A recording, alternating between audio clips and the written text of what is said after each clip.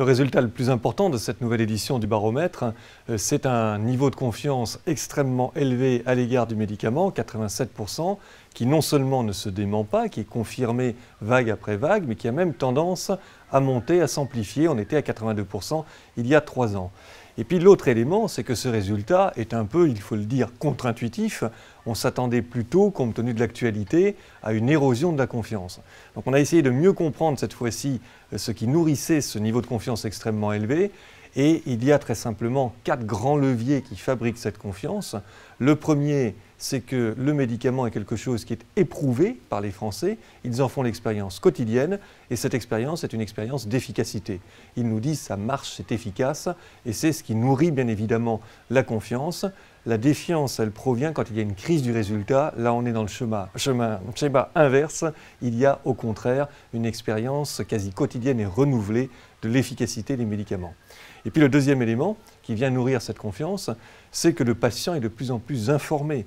Il s'informe, il complète, il discute avec le médecin et la relation entre le patient et le médecin a fondamentalement évolué et que c'est également un facteur de réassurance puisqu'on sort du cabinet du médecin en ayant dialogué avec lui et du coup en étant rassuré, en ayant émis aussi des hypothèses ou des contestations, mais qu'on a un patient donc qui est fondamentalement adulte, qui a de l'information, qui en discute et cela nourrit la confiance.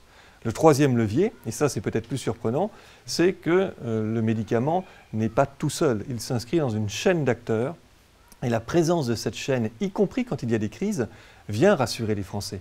Ils voient très concrètement qu'il existe des autorités sanitaires multiples, qu'il existe les pharmaciens, les médecins, les industriels du médicament et que tous ces intervenants, tous ces stakeholders, comme on dirait, dialoguent, sont en réseau et que du coup, il y a là quelque chose qui fondamentalement vient solidifier le médicament et la relation qu'on peut avoir avec lui, puisque nos patients ont parfaitement compris aujourd'hui que le médicament associe un bénéfice mais aussi un risque. Et ce risque leur apparaît comme contrôlé et le médicament donc comme quelque chose d'efficace. Et puis enfin, un dernier élément, c'est l'image des industriels du médicament.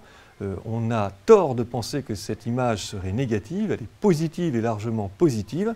Elle est sans concession au sens où les Français considèrent que les industriels du médicament font du profit et recherchent du profit, mais ça ne les dérange pas dans la mesure où l'image s'accompagne aussi de bénéfices extrêmement importants sur la recherche et le développement de nouveaux médicaments à leurs yeux, et puis également sur une contribution sociétale, sociale et économique des entreprises du médicament, perçues comme des acteurs fondamentaux de la recherche, de l'innovation et donc de ceux qui peuvent augmenter l'espérance de vie, et puis également des acteurs économiques qui contribuent à la croissance et à l'emploi.